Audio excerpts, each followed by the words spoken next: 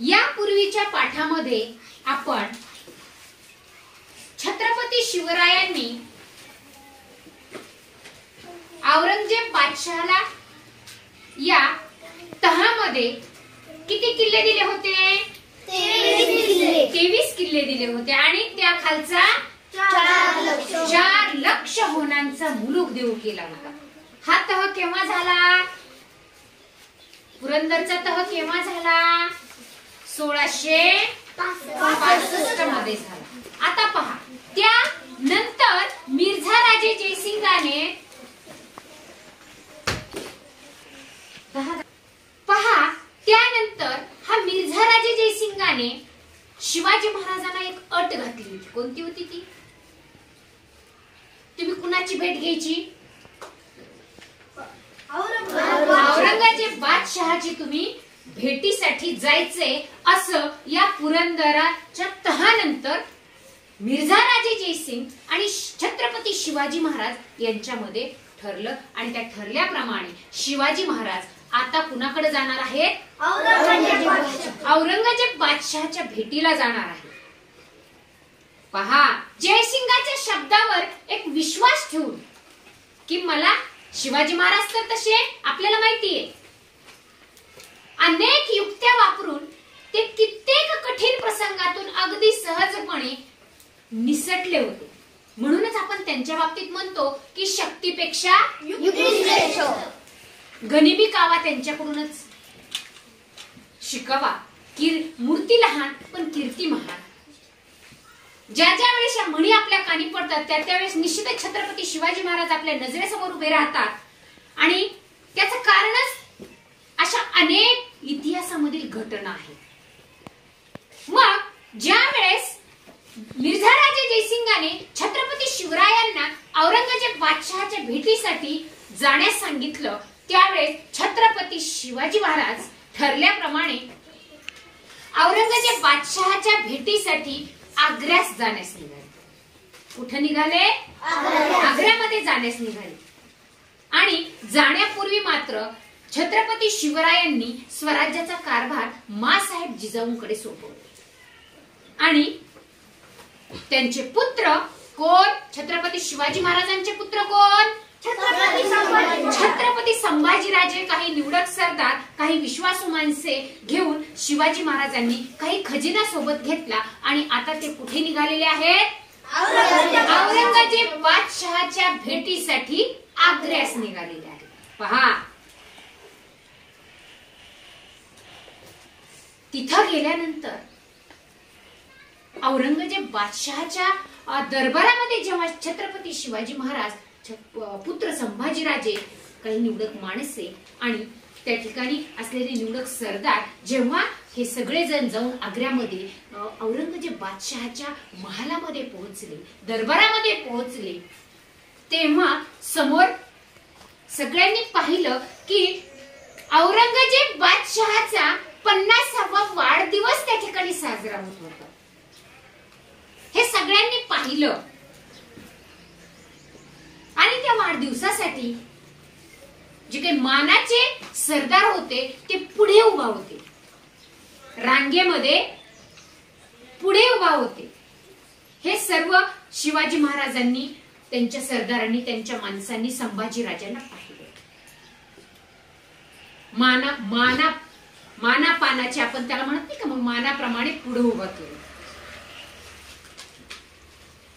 पण त्यामध्ये औरंगजेब बादशहाने छत्रपती शिवरायांना रांगेत शेवटी उभा केला.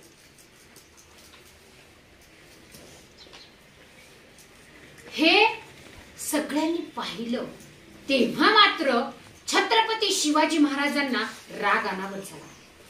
ते तडक त्या दरबारातून निघाले आणि कारण त्यांना माहित होतं की आपण महाराष्ट्राचे राजे, आपला मान कसा असला पाहिजे?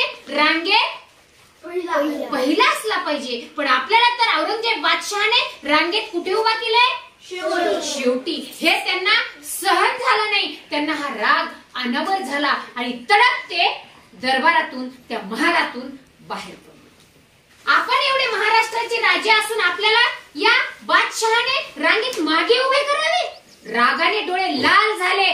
तडक दरबारातून शिवाजी महाराज बाहेर पडले. हा राग त्यांना सहन झाला नाही आणि रागाने शिवराय तिथून बाहेर पडल्यानंतर तडक त्यांच्या ज्या ठिकाणी मुक्काम होता त्या मुक्कामाच्या ठिकाणी जाऊन थांबले आणि इथून पुढे बादशहाचे तोंड पाहायचे नाही असं त्यांनी मनोमन ठरवलं.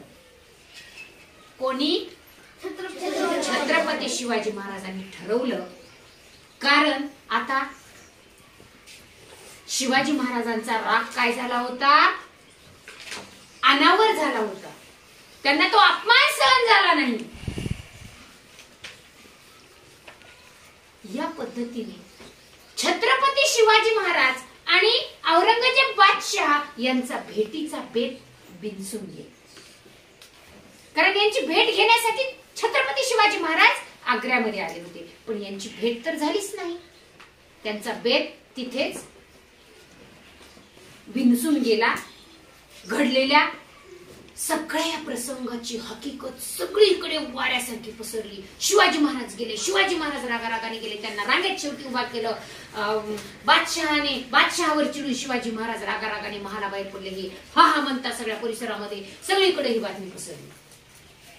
आणि मग तिथून पुढे मात्र बघा बादशहाच्या हालचाली सुरू झाल्या.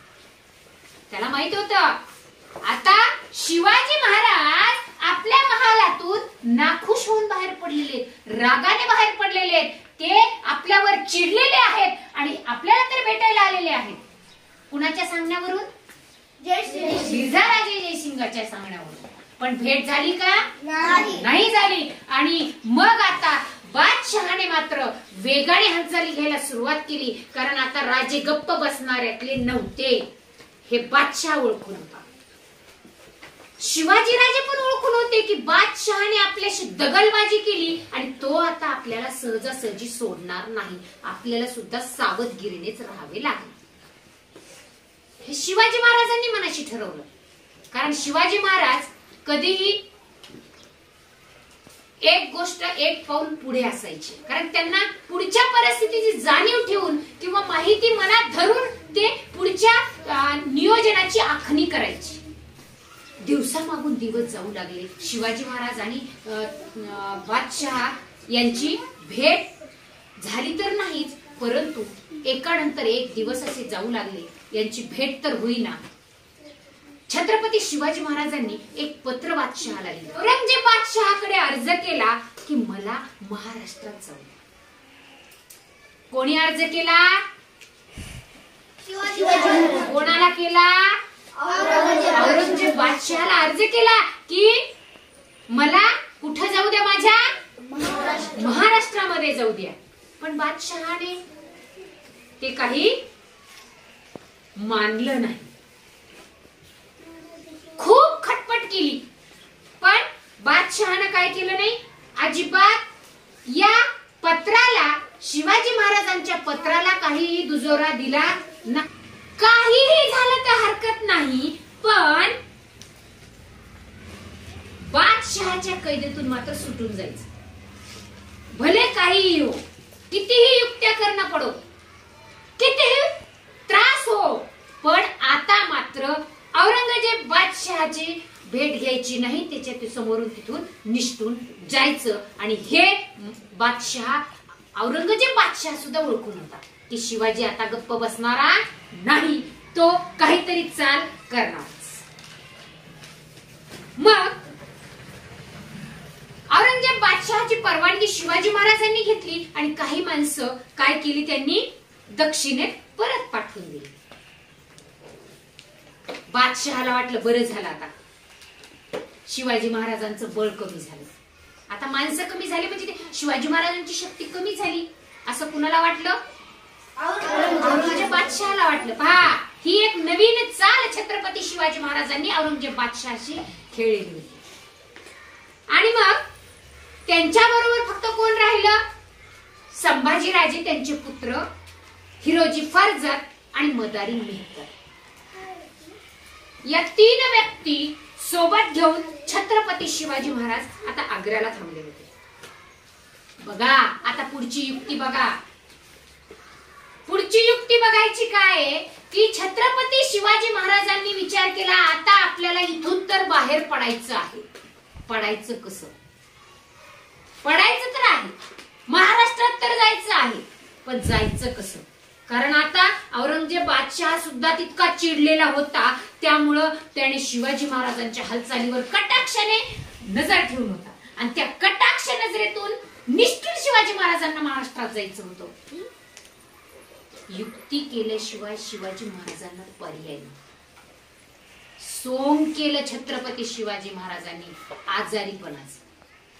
इतके आजारी पडले छत्रपती शिवाजी महाराज, इतके आजारी पडले की सगळे हकीम आले, वैद्य आले, वैदू आले, जुने आपण आता दवाखाना म्हणतो की नाही, डॉक्टरांना डॉक्टर म्हणतो, तसं जुनं औषधोपचार असायचे आयुर्वेदिक, त्याला हकीम वैदू असं म्हणायचे.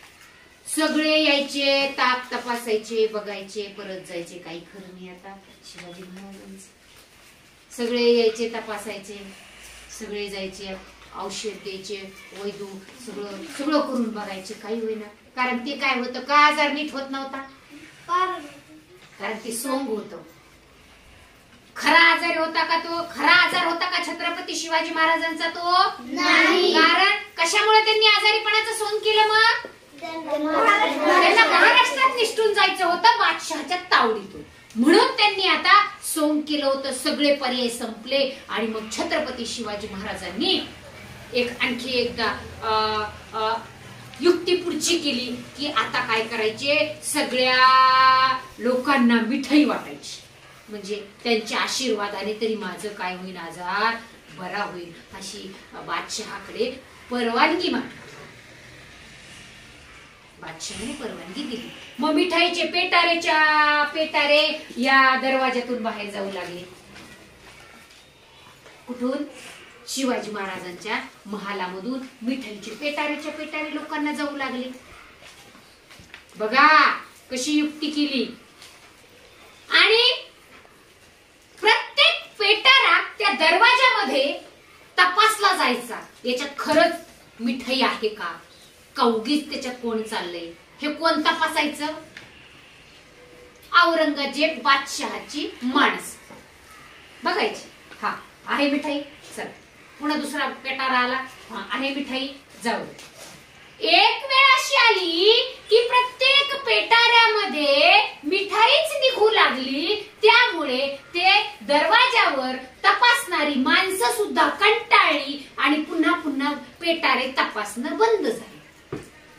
आणि याचाच फायदा घेऊन आता शिवाजी महाराजांनी संधी शोधली की आता आपल्याला औरंगजेब बादशहाच्या कैदेमधून, या तावडीमधून आता आपल्याला बाहेर जायचे. बघा किती धोका होता जीवाला छत्रपती शिवाजी महाराजांच्या. त्यांच्या सोबत पुत्र संभाजीराजे होते, हिरोजी फर्जत होता आणि मदारी मेहतर, हे दोघे जण होते. अशा कठीण काळामध्ये छत्रपती संभाजीराजांना सुद्धा बाहेर न्यायचं होतं. मग न्यायचं कसं? मग मिठाईचे पेटारे जाता एक पेटाऱ्या छत्रपती शिवाजी महाराज बसले, दुसऱ्या पेटाऱ्यामध्ये पुत्र संभाजीराजांना बसवला. यांची चर्चा झाली. आता तुम्ही हिरोजी फर्जत आणि मदारी मेहतर म्हणाले, राजे आता तुम्ही ठरलेल्या ठिकाणी या पद्धतीने जायचं. त्यांचं आयोजन झालं, नियोजन झालं, आखणी झाली आणि त्यानंतर तुमच्या आजारीपणाच्या जागेवर हिरोजी फर्जत झोपणार आणि तुमच्या पाया झोपत बसणार, असं त्यांचं नियोजन झालं. ठरल्याप्रमाणे शिवाजी महाराजांसारखा दिसणारे हिरोजी फर्जतने शिवाजी महाराजांचे कपडे परिधान केले आणि त्या ठिकाणी त्यांच्या जागेवर झोपले. शिवाजी महाराजांनी तयारीला लागले जड अंतःकरणाने, कारण त्यांना माणसं गमवायला आवडत नव्हती. परंतु ही जे मावळे होते ना, जिवलग माणसं, ते म्हणायचे, राजे आमच्यासारखे कित्येक मावळे जन्माला येतील, पण तुमच्यासारखा राजा पुन्हा होणे नाही. त्यामुळे तुम्ही इथून बाहेर पडणं फार आवश्यक आहे आपल्या स्वराज्यासाठी आणि म्हणून तुम्ही इथून जा. म्हणून शिवाजी महाराज या पद्धतीने हे मावळे त्यांना जाण्यासाठी भाग पाडायचे आणि हिरोजी फर्जत आता शिवाजी होऊन त्या ठिकाणी झोपले आणि मदारी मेहतर मात्र त्यांचे काय चोपत बसला? शिवाजी महाराज ठरल्याप्रमाणे एका पेटाऱ्यात बसले, छत्रपती संभाजीराजे दुसऱ्या पेटाऱ्यात बसले आणि आता हा मिठाईचे पेटारे